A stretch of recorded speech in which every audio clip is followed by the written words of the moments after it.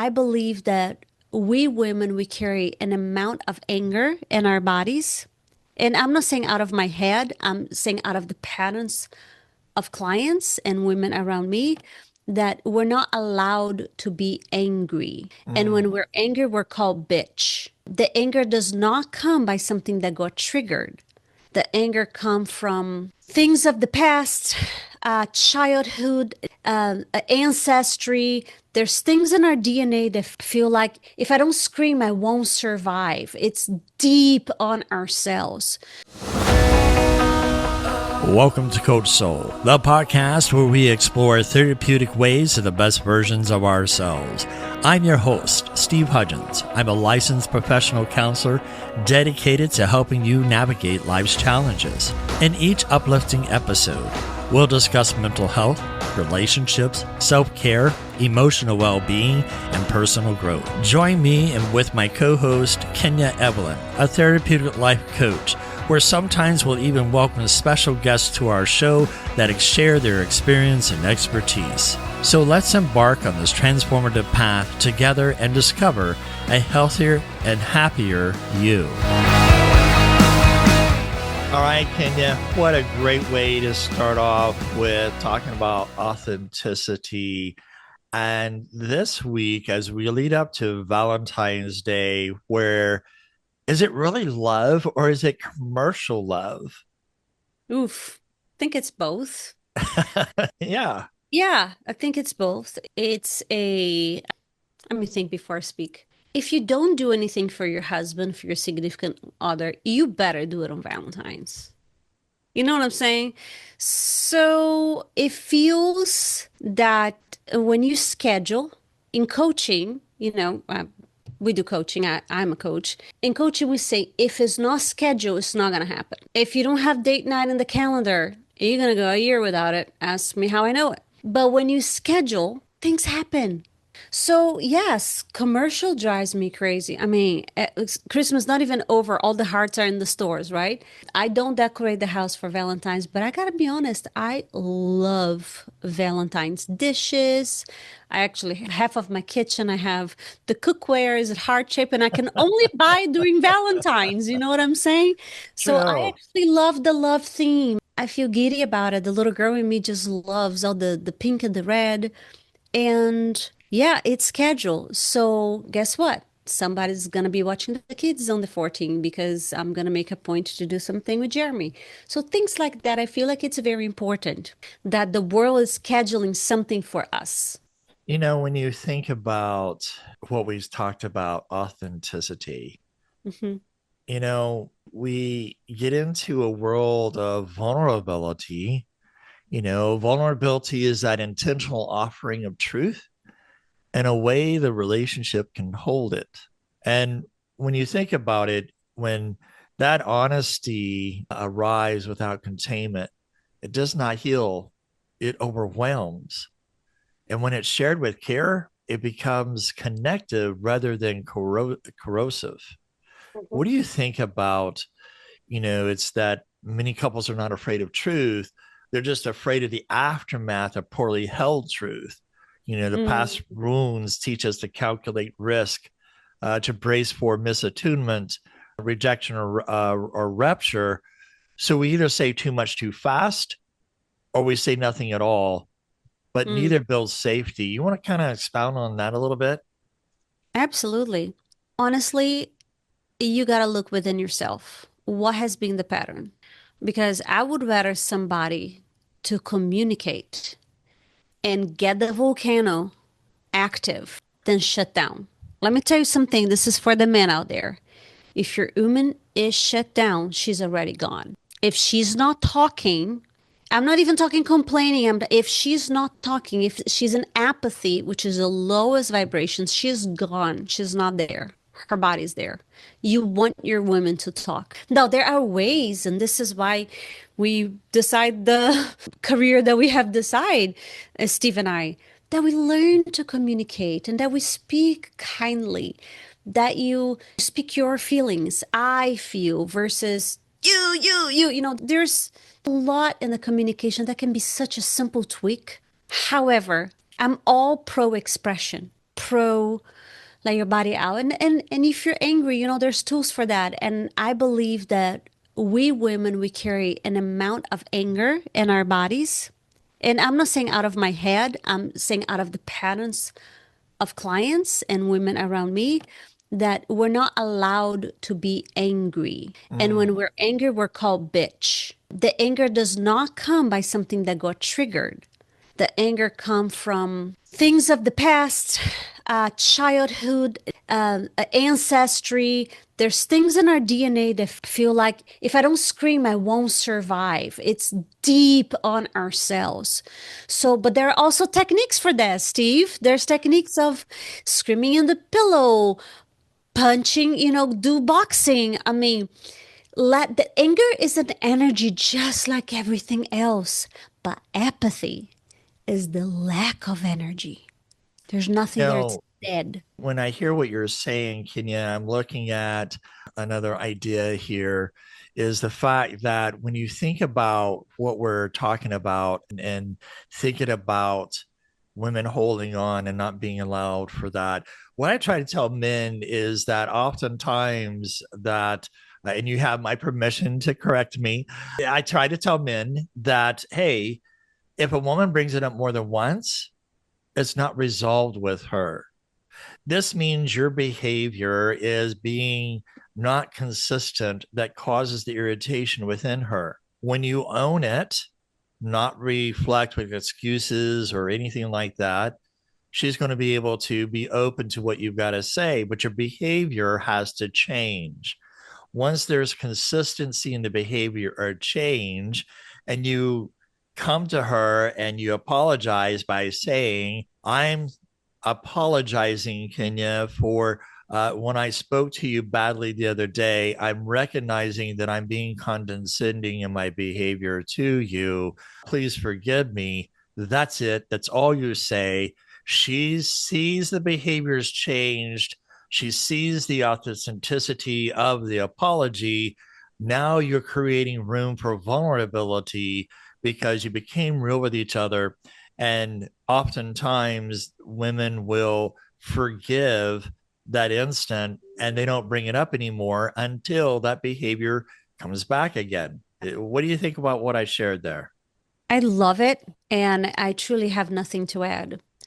I feel that when you, the man, show up in a way that, even if you're not a good listener, if you're a good solver, many men, as profile, let's profile the men, shall we? Oh, They are, they're solver. Ooh, I'm gonna do this for her and she's just gonna stop talking. It's like sometimes she just wants you to share the load. mm, Just listen.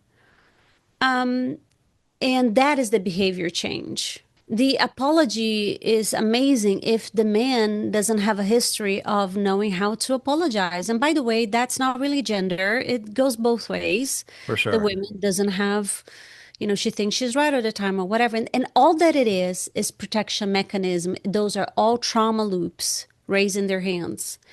And I also want to say something about, oh man, there's so much that you said that to unpack. Jeremy and I recently went to a weekend of couples. It wasn't really a retreat, it was like a workshop. And between you and me, I didn't get much about it. It was very okay. But you know what the biggest takeaway that I took from this weekend?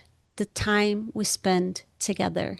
I cannot tell you the last time that we went anywhere for 2 days without our kids.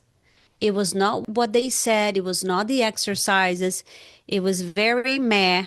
But the time that we made for each other was like, wow, I enjoy your company. I like you. Wow.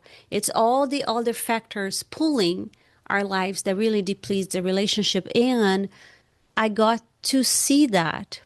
However, there was one exercise that applies to what you just said. He's like, honey, that was like literally 18 years ago. What are you talking about? Right? My Jeremy shows up saying, like, when are you going to let this go? And I realized that it's not about wanting. I want to let everything go. I want to be here in the present, but my body is unresolved. My energetics is unresolved. Why does your woman, she's not trying to nag you, dude. I'm just calling it out. Every man hearing right now, listen to this. If your woman is telling you the same thing over and over again, she's not trying to create a B crown. Hmm. She's unresolved. She's not feeling heard. She feels like it's happening again. So maybe apology is one thing, but another thing will be really asking, what do you need to feel that this is resolved? Literally, and she might not know, but the fact that you asked, oof, I have chills just speaking that. One of the things that I think we really need to hone in on is the vulnerability of a relationship comes through intimacy. There we And go. when I talk about intimacy, men, it's not primarily physical. It's not created by constant disclosure. Real intimacy is relational safety. It's the experience of being known and protected at the same time. When you think about intimacy, it's not built by saying everything you feel the moment you feel it. Yes, that often creates reaction, not connection. But intimacy is created when truth is shared in a way that protects the bond rather than shocks it. Protection does not mean hiding, it means caring enough about the relationship to consider timing, tone, and readiness so Yes, that when intimacy is present, honesty feels steady instead of explosive. So the goal is not release, the goal is connection. Vulnerability has truth that offers with care and invites closeness. And when you think about what we talked about last time, authenticity, truth delivered without attunement creates distance, even if it's technically honest. yeah. So, Kenya, intimacy grows when two people learn how to hold each other emotionally, not just physically. Is built in the moments where restraint, respect, and presence matter more than immediacy. And when we become vulnerable, we have to be intentional. We need to Yes. be intentional, making sure that we have these date nights, that we're finding somewhere to connect on a level. Yes, I get it. Schedules are busy, but who manages those schedules too?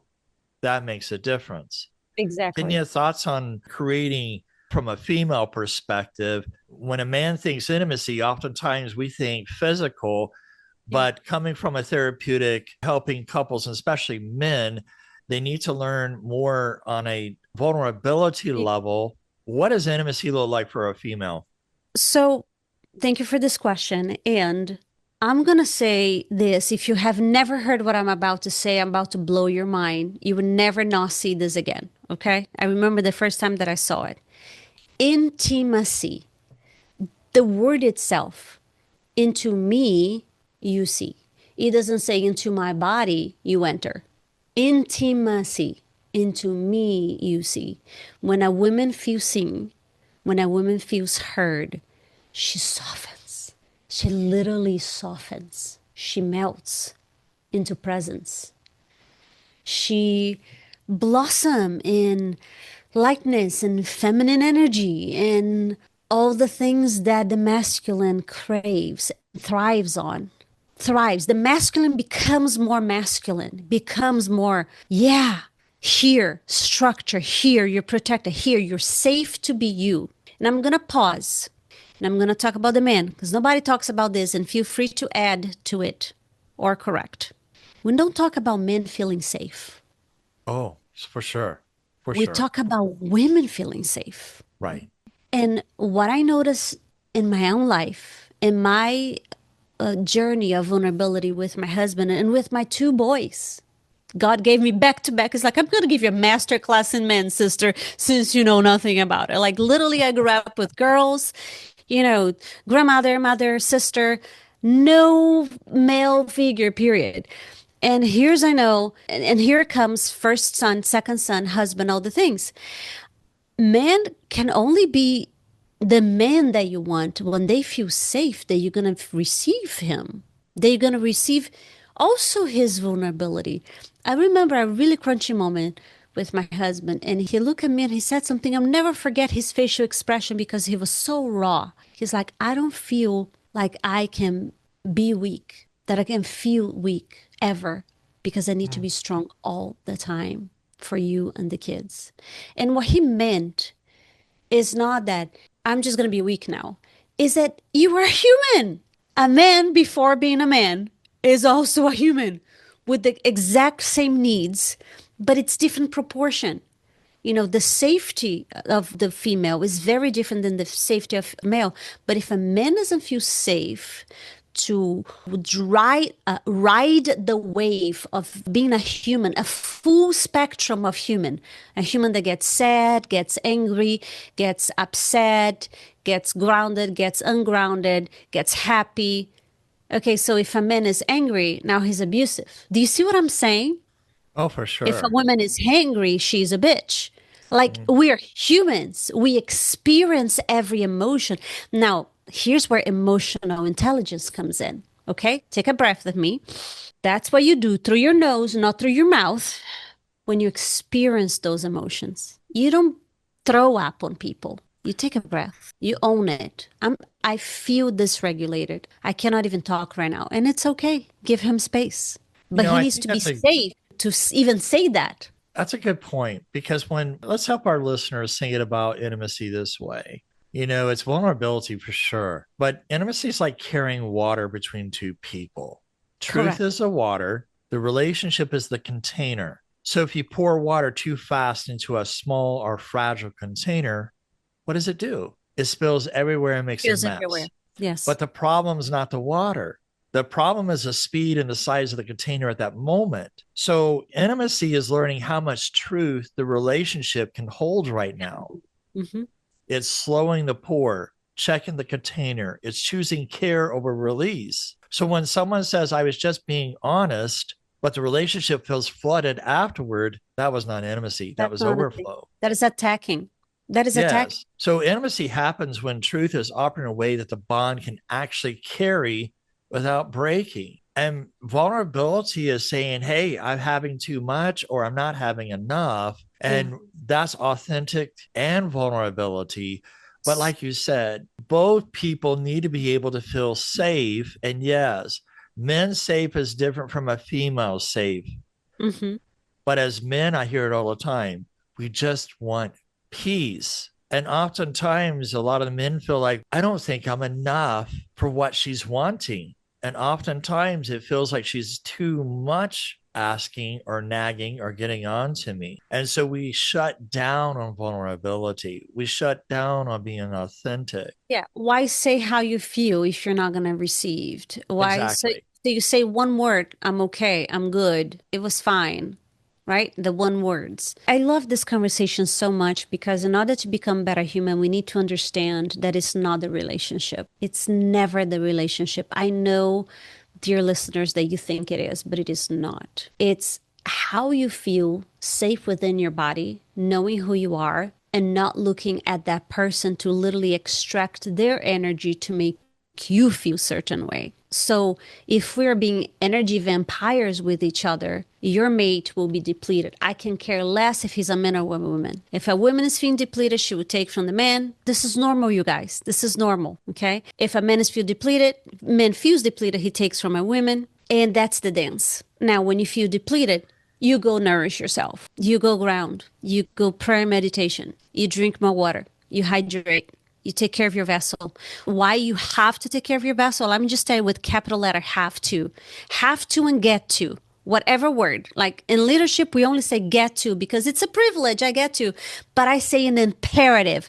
If you want to be happy, if you want to have intimacy with anyone, you need to be intimate with your own body. Master your energetics. Know who you are. Otherwise, you will be an energetic vampire wherever you go. Oh, I went there because it makes me feel so good. It's all about me, me, me, me, me. And that's okay, but notice that. There's nothing wrong about going to places that you feel good. It replenishes you. For me, music replenishes me, right? I love going to a concert or going, dancing in my living room or whatever, going for a walk because it replenishes me. We are battery energetic beings. And those energy, they burst through what? Emotions. They burst through emotions, feeling all the wheel of emotions. So when you are with your mate, feeling like, okay, this is my person, then you have one choice to decide to be yourself so he can get to know who you really are. So she can get to know who you really are.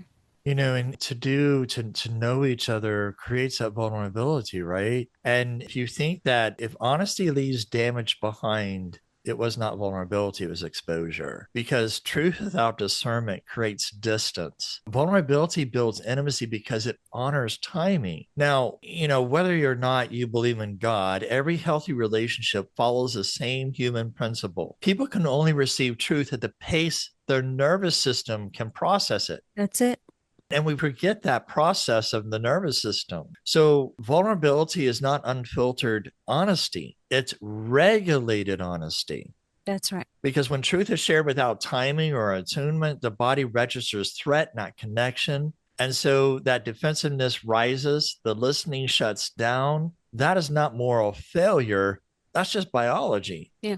Because if honesty leaves damage behind, it was not vulnerability, it was that exposure, like I've already talked about. What comes with it has to be discernment. And oftentimes, I do not think we put discernment. So what I try to tell people is, are we a Western thought that we react and then process? Or can we be of Eastern thought and process, then act on the thought, not react, but act? So discernment and vulnerability is simply emotional intelligence. Mm-hmm. It's that ability to read the room, so to speak, sense readiness, choose connection over discharge. And the goal of honesty is not relief for the speaker. It is safety for the relationship. That's it. And that's it. Oftentimes what I just did there, Kenya, was a pause. A breath. We don't take a pause enough in our interaction. So Kenya, we got about 3 minutes left. Do you want to speak to what I just shared? Kind of make it more relatable to the audience. I'm just so grateful that you use the words that you use, that science got caught up with spirituality and everything that we are as human beings, as a holistic human being. Nothing lands unless it's passed through our regulated body. So if we're unregulated, we're not listening. When you look at your mate and you're just speaking your truth, I'm just speaking my truth, and it's like it's not there. Well, he's not. He feels threatened. The tone of the voice feels like, run away. This is off. It's dysregulated. So learning to read the room, it might just be learn to read the kitchen. Learn to read your body. Learn to read the person in front of you. If you say you love them, for the love of yourself, speak truth. If you say you love them, you can't act that way. That is not what love looks like. And I say that with love because I am so done. I'm doing a declaration here in Jesus' name that when people decide to not be in marriage together, that they're not enemies. Because what I have seen up until now is marriage is over, becomes enemy. How can the person that you say you loved it so much for 5, 10, 20, 25, 30, now you're like, don't speak to each other, just speak bad about it. It's just enemies. Like, no, we're better than this. We're better humans than this. Come on, people, rise up. You can be married for a really long time and happy and build a family together when you learn to regulate yourself, regulate your words, watch how it lands in somebody else's body. Just watch it. Just how would you like to receive those words? How would you like to receive the truth? How would you dance with the wolf if you see your husband as a wolf, right? I know there's a much simpler way to each other's heart, to vulnerability, to grounding. And it starts with being truthful. What are you creating in this relationship? Answer that question this year. Is this your person? Or you're just married because you're saying you're married? Do you want to have a person? Some people are dating right now and are like, maybe this is my person. Maybe, it's not. How do you know? Well, check your body. How does your heart soften around them? And take and journal those moments, Steve, because then when you do get married, you remember why you married that person, because you felt safe, you felt loved, and then continue do the things. You can't stop it. That's why marriage fails. When you think about marriage fails, it can, because we lose connection. We lose connection because we're not helping our partner to feel seen, heard, right? And so as we close, one of the things that I want to bring to light is, before you speak truth, your truth, ask yourself one question. Will this bring us closer? Or am I asking the relationship to carry something it's not ready to hold? Take that moment to reflect this week on that. And so until next time, take care. God bless. So much love. Thank you for tuning in to today's episode on Coach Soul. As we wrap up, we want to remind our listeners of a few key points. This podcast is for informational purposes only and does not substitute professional medical advice, diagnosis, or treatment. The content shared here is based on professional opinion but may not apply to everyone's situation. Always consult with a qualified healthcare provider before making changes to your mental health care. If you're in a crisis, please seek immediate professional help or contact a crisis hotline. Listening to this podcast does not create a therapist-client relationship. For personal advice, please consult with your licensed mental health professional in your area. Remember, your mental health journey is unique. While we hope this information is helpful, it is crucial to work directly with the qualified personnel for your specific needs. Thank you again for tuning in to Coach Soul, and we'll see you next time.